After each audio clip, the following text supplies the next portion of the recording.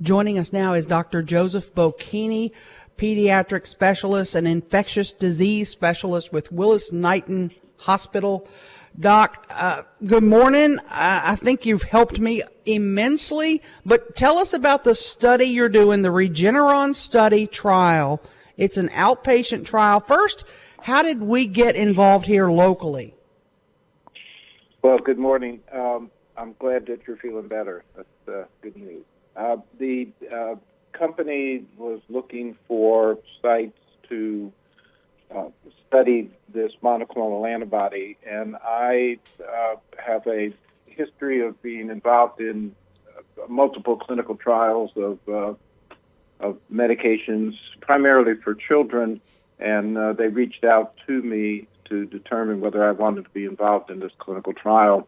And obviously, we felt that this was a potentially beneficial treatment, and we decided to participate as one of approximately 90 sites across the United States that are studying this medication.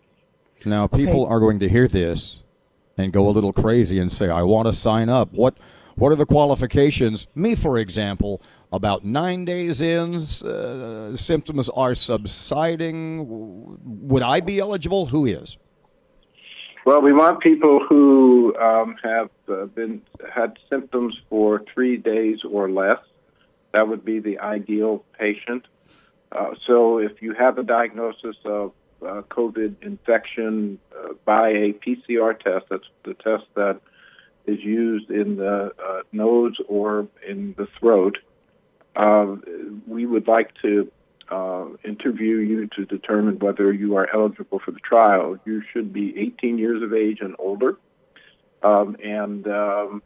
If you had been involved in other clinical trials or are related to COVID or are taking a variety of medications that your physician may have decided to try, those would make you ineligible for being in the trial. Now, you certainly can take the standard things that we utilize for respiratory illnesses, but other than that, we would like you not to be on any other experimental medication.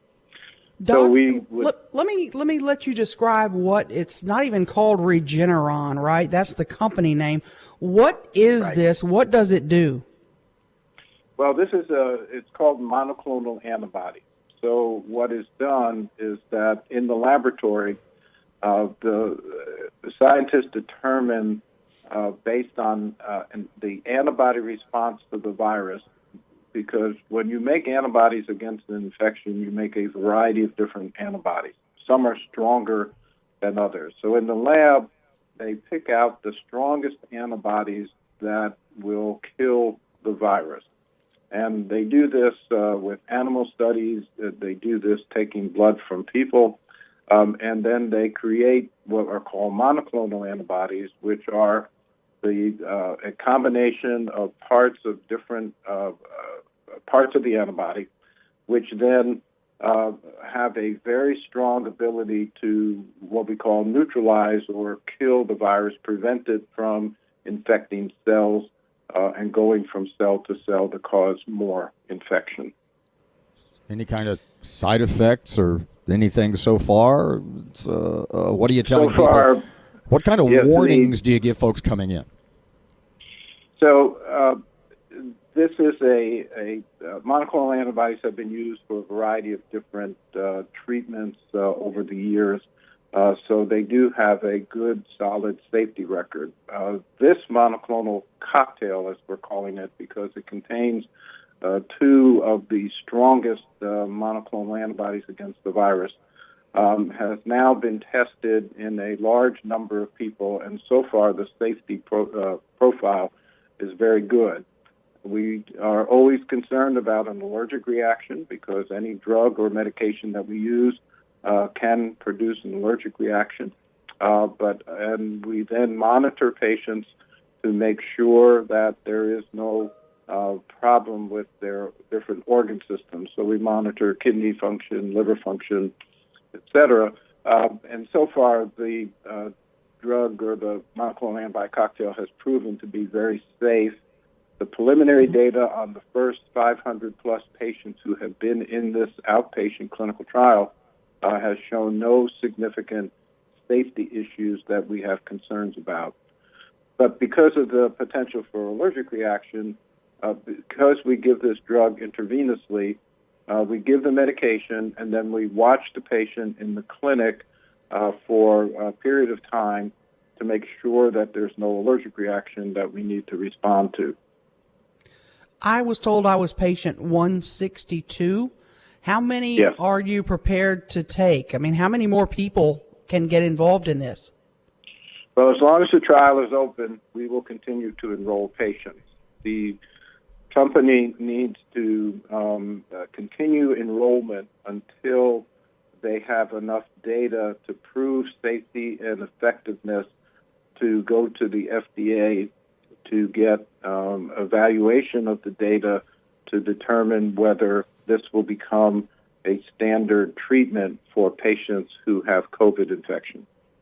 So we'll continue to enroll. We're up to 164 patients now, and actually, of all of the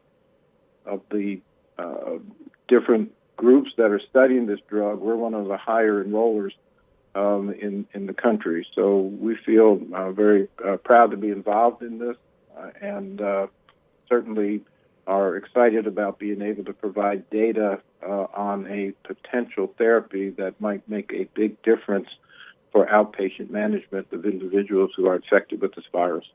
And Doc, you're we got a actually couple of people paying. You're listening. paying me to do this, right? Yes, the company, like any clinical trial, we recognize that people have to come to the office, they have to spend their time, they have to travel.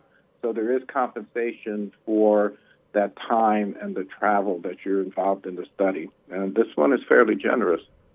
Doc, I started to say there's a whole bunch of people listening, one or two probably. If anybody wanted more information about this, what would they do? Where would they go? Who would they call? So the number to call is our research group, and it's 318-455-9730. They're doing a great job with me. I feel 100% better than I did Friday. I felt Friday I was on the downward slope. So I really think I got some of the magic sauce, Doc. Well, I think that's great. As you know, when we do this clinical trial, we don't know which of the studied, whether you're getting the study drug or whether you're getting placebo. In this trial, we have 3 arms. You can get the full dose, you get a lower dose, or placebo. So you have 2 chances out of 3 to get what's potentially a therapeutic drug. And actually, the preliminary data shows that both the full dose and the lower dose are effective in modifying the course of the treatment of the infection. Well, I'm feeling like I got something. That's for darn sure. Dr. Joseph Well, that's Bocchini, great. thank you. Thank you, Aaron.